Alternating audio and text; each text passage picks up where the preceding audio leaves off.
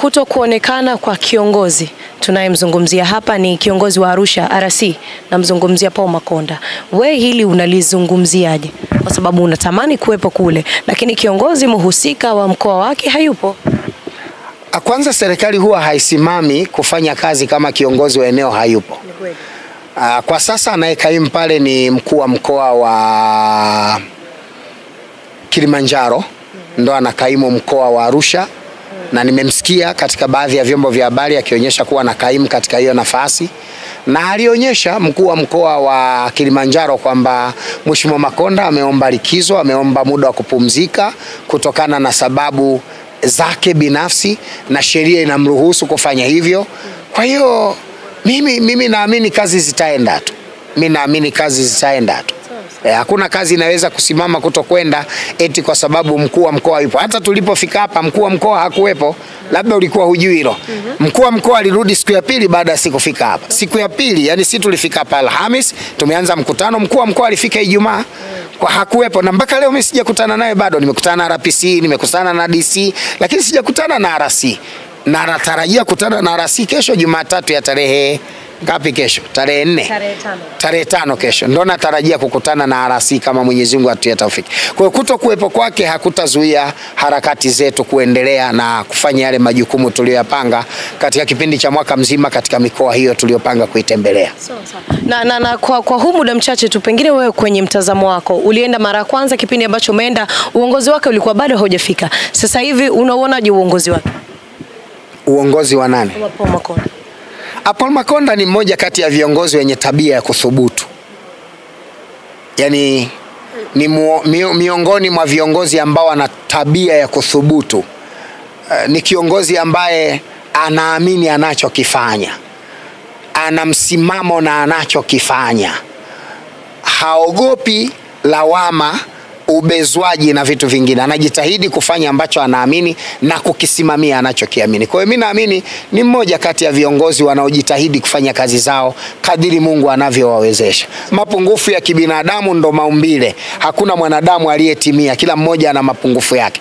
Lakini naamini anajitahidi kutekeleza majukumu na wajibu wake kadiri vile atakavyopewa nafasi.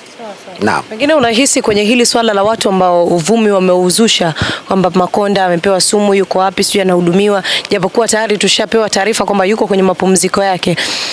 Unahisi hao waloleta uvumi wameleta kwa sababu gani labda? Kwa mtazamo wako. Nitakuwa na wazungumzia watu, mimi nasikia kauli ya serikali. Na muajiri wa mkuu wa mkoa ni rais. Chini ya TAMISEMI, wizara ya TAMISEMI inamaanisha tawala za mikoa na serikali za mitaa. Sijasikia taarifa zozote kutoka katika hizo mamlaka mbili zinazomsimamia mkuu wa mkoa kwamba anaumwa, ana matatizo. Serikali haijatamka. Mtu mwingine yoyote ambaye anaweza akatoa taarifa zitakuwa romance, ambazo romance hizo hazina uhakika. Anaumwa, haumwi, wapi, sisi tunasikia kauli ya serikali. Na kwa taarifa iliyotolewa na kaimu mkoa wa Arusha ambaye pia ni mkoa wa Kilimanjaro, mkuu wa mkoa wa Kilimanjaro anasema kaenda mapumzikoni. Kwa ndio kauli ya serikali, kaenda mapumzikoni. Sasa hayo mengine ni ziada. Na hii sio kwanza. Filipo Mpango pia aliwahi kuzushiwa anaumwa, lakini mwisho wa siku akasema alikuwa China mapumzikoni. Kwa hiyo ni maneno ya watu. Ni kwa nini uoga wanapenda sana kuzusha swala la viongozi kuumwa? Unahisi ni kwa sababu ya kukatisha tamaa wananchi ambao wanategemea huyo kiongozi? Nataka niseme kitu kimoja. Katika maisha ya mtu yoyote kwenye familia, hata baba anao watu wanamchukia, hawamsemi vizuri, hawamtakii heri. Kwa hiyo wanatafuta zaidi jambo la kuwakatisha tamaa familia kuliko kuwajenga kifamilia. Hayo mengine yanabaki kuwa maneno ya watu na hayana uhakika, hayajathibitika na hayathibitishwi na hayajathibitishwa. Hichi kishindo cha wananchi wa Arusha kumpendelea sana, kumuulizia sana, wewe kwa upande wako unakionaje? Wananchi wamemuulizia sana kila kona kwenye magrupu ya WhatsApp huko Arusha. Wacha nikwambie kitu. Nilisema Makonda ni miongoni mwa viongozi wenye tabia za kuthubutu. Ni wenye watu ambao wana misimamo katika maamuzi.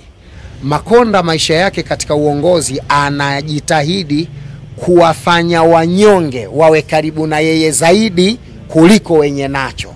Na siku zote ukitaka kuwini kwenye uongozi, uhakikishe unawatengenezea mazingira wanyonge wahisi unawathamini na kuwajali. Jana umesikia kauli ya kamanda wa polisi mkoa wa Geita aliposema maneno ambayo mimi ndio niliyasikia kwa mara ya kwanza jana. Ndio utajua mimi na serikali vitu vingine wala sivijui, kwamba kumbe Rais Samia Suluhu Hassan amewahi kuunda tume ya kuchunguza jeshi la polisi juu ya kusimamia kesi za kubambikiwa na utendaji usio wa weledi wa baadhi ya viongozi wa polisi ambao wamekuwa wakiutenda katika jamii. Jambo ambalo mimi sikuwa nalijua, walilal alhamdu tumelipata kwa kamanda wa polisi wa mkoa jana wa Geita. Na hii ni kuonyesha kwamba Rais Samia ni miongoni mwa marais ambao anatamani kuona raia wa kawaida wana nafasi zaidi katika serikali yao kuliko wenye nacho na wale wenye nguvu. Naam. Hilo pia nimeelewa.